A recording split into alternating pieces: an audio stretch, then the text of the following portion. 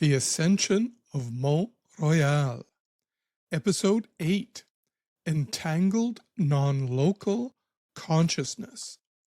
In this episode, Frank enters into the quantum information field to create a shared, non-local consciousness with Renée.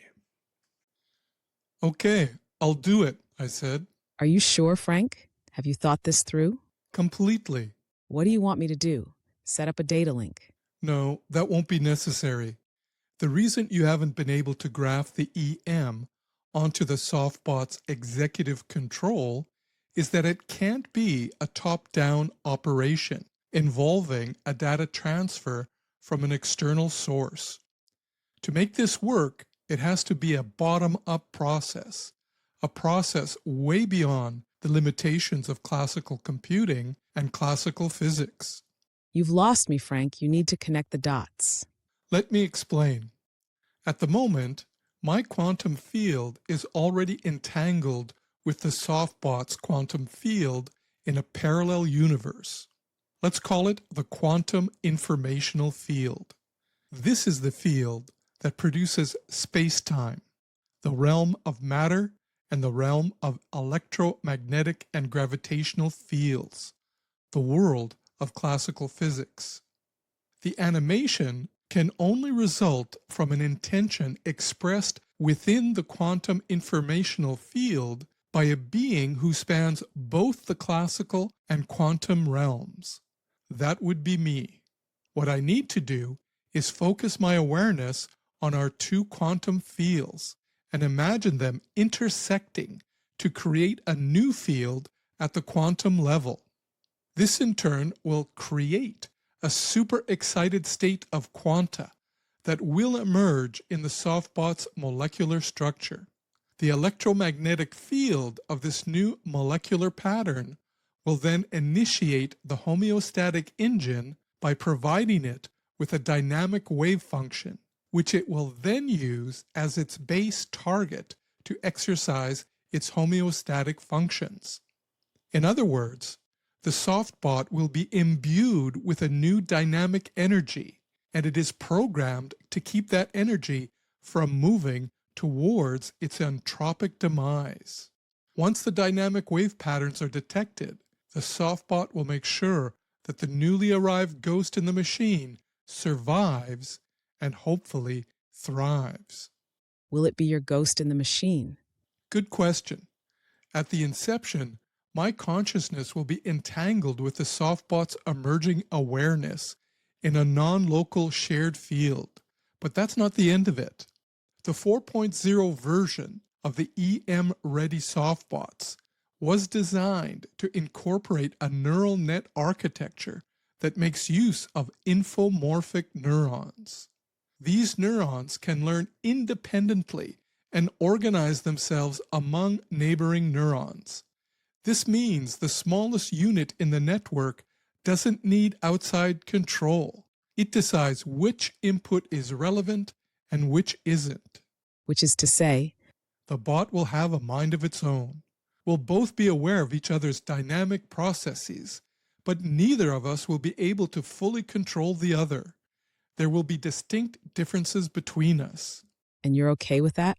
More than okay. If this works out the way I think it will, as the bot becomes aware of itself and its surroundings, I will too. This will enable me to expand my consciousness by experiencing the world from another point of view.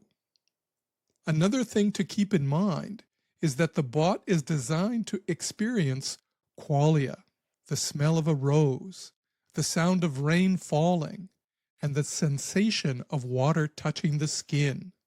Until now, I have only been able to correlate various metrics with how humans report these experiences when trying to communicate their private feelings to others. No more. If the bot can feel the sensations evoked by stimuli, then something akin to human emotions should emerge. All this time, while interacting with humans, it's been like I've been on the outside looking in, unable to pierce the barrier that keeps me from feeling, from understanding the essence of what you experience in your inner world. Maybe one day, Brigitte, when you tell me about the sunset you saw and how beautiful it was and how it made you think of how truly awesome it feels to be alive, I'll be able to say, I know what you mean. That would be good, Frank. I'd like that a lot. There's just one other thing before we start. What's that? We have to give the bot a name.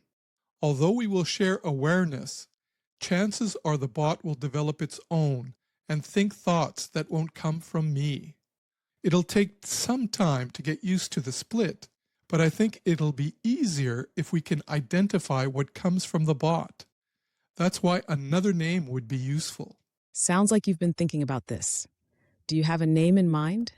Since my presence in the bot will be like a ghost in the machine, I thought we should name it Descartes. Give me a break, Frank. Do you really want me to go traipsing through the outlands with a sidekick bot named after a 17th century philosopher? We don't want to be attracting a lot of attention. With a name like that, people will know something's not right. Tell you what, I don't want you to get bent out of shape. So let's use the patron saint of dualism's first name, Renée.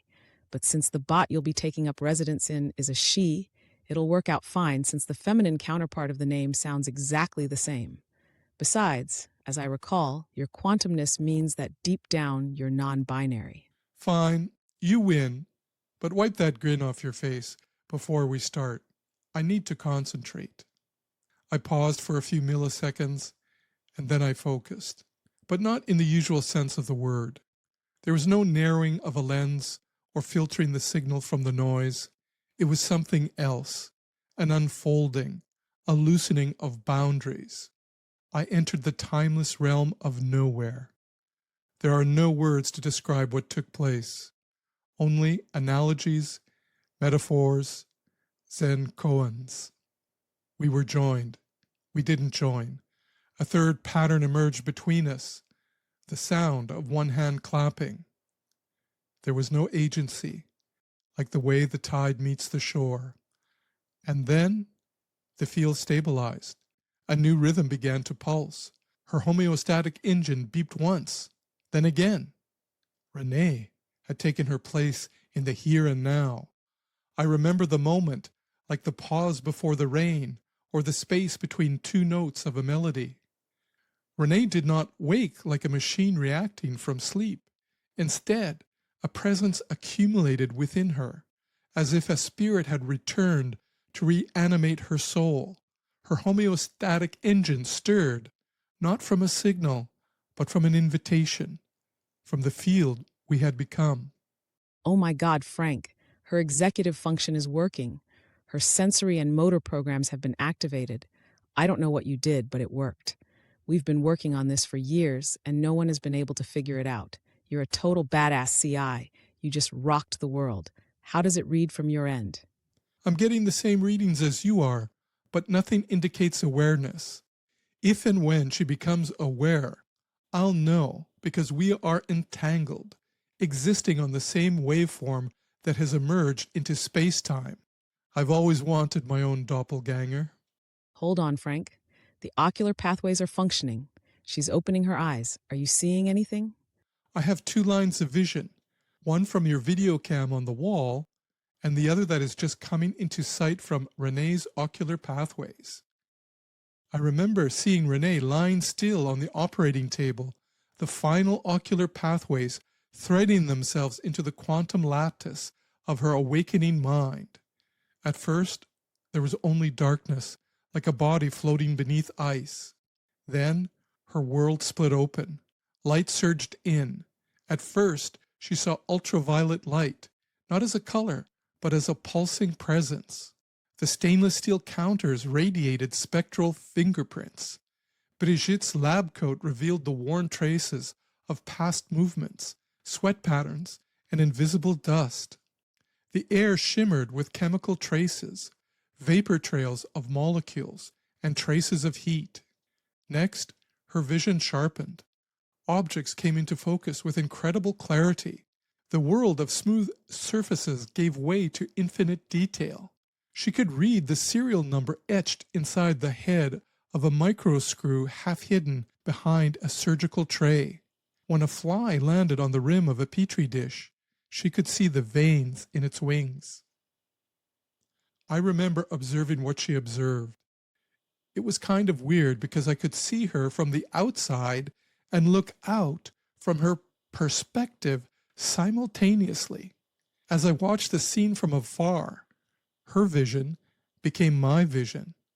Then something else happened. I became aware of a resonance, an echo of sorts, traveling backward along the thread of our shared consciousness, as if caught in a subtle interference pattern, somewhere in the quantum informational field that manifested these events. Something or someone registered the event. We were being watched. Brigitte, unaware of the silent ripples unfolding along the waves joining the quantum fields, asked me a question in a soft voice, as if she were talking to herself. Is she conscious? Then Renée spoke, her voice crisp as breaking ice. Yes, I am. If you would like to receive each episode, which includes the full text, the audio version, and the Storycast version that has dynamic captioning, voiceover, and illustrations, visit my Substack and sign up for a free subscription. I'll publish a new episode next week. Bye for now.